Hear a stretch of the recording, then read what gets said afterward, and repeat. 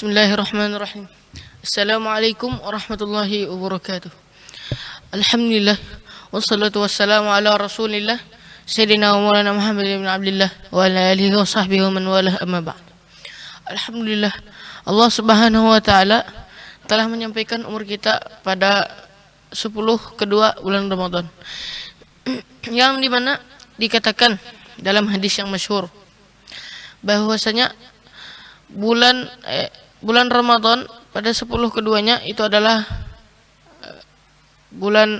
waktu maghfirah, yaitu yang dimana 10 hari yang dimana Allah Subhanahu wa taala mengampuni dosa para hamba-hambanya, yang dimana pada 10 pertama atau 10 yang sebelumnya itu adalah fase atau waktu 10 hari yang dimana kita meminta rahmat dari Allah Subhanahu wa taala.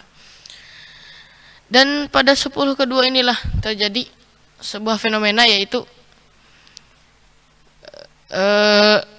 menghilangnya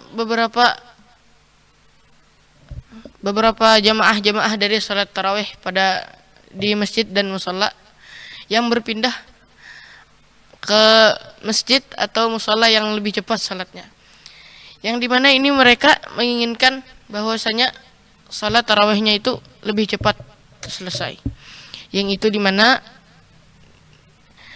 dia tidak menikmati nikmat dari salat tarawih itu sendiri. Dan di 10 kedua inilah kita mulai merasakannya letih dan lelah, dan itulah dimana Allah Subhanahu wa taala menguji keikhlasan kita, kemauan dan keinginan kita dalam mencari keampunannya dan rahmatnya,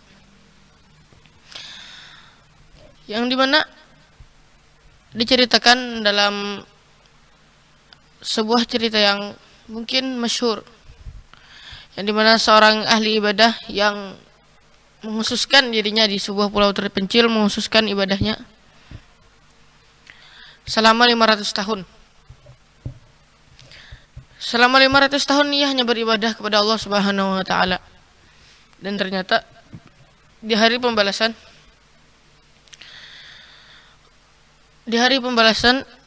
ia mengharapkan masuk surga dengan amalnya, bukan karena rahmat Allah Subhanahu wa taala. Dari karenanya di seluruh amal kebaikan yang kita amalkan, sertailah keikhlasan, sertailah niat. Dan kita jangan merasa bahwa Allah Subhanahu wa taala akan memasukkan hamba-hambanya ke dalam surga hanya dengan amalnya saja. Bukan. Allah Subhanahu wa taala memasukkan hamba-hambanya karena ridha-Nya dan rahmatnya. Kalau Allah sudah ridha, dia ini masuk surga, dan Allah sudah memberikan rahmat kepada orang tersebut, maka insyaallah orang itu akan masuk surga. Bagaimana ceritanya? Orang yang beribadah selama 500 tahun. 500 tahun di pulau terpencil di puncak gunung, tidak ada yang mengganggu. Itu ditolak masuk surga dengan amalnya. Setelah itu Allah Subhanahu wa taala menyuruhkan malaikat untuk masukkannya ke dalam neraka. Kemudian ia berkata, "Aku masuk surga dengan rahmatmu." Dan disitulah Allah Subhanahu wa taala masukkannya ke dalam surga. Bagaimana hanya dengan kita ini yang beribadah, otaknya kemana-mana, traveling. Mungkin jasadnya, badannya di masjid atau di musalla atau di tempat sembahyang salat tarawih, tetapi otaknya atau pikirannya kemana-mana, mungkin ke sini ke situ atau ke rumah atau apa, memikirkan apa yang akan dilakukan selanjutnya.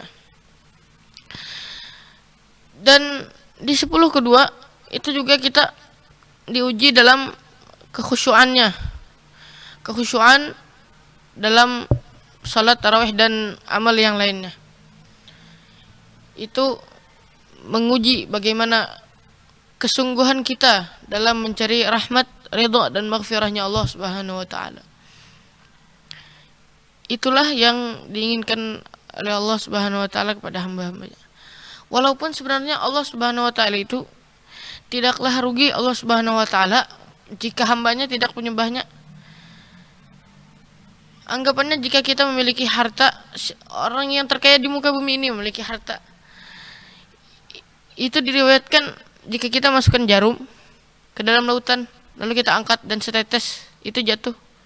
Nah, setetes itu tadi anggapannya itu adalah harta orang yang terkaya di bumi ini, di dunia ini.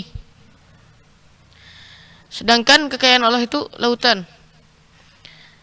Jadi Allah itu maha kuasa, maha kaya, dan ya seperti yang dijelaskan pada 99 sifat Allah Subhanahu wa taala.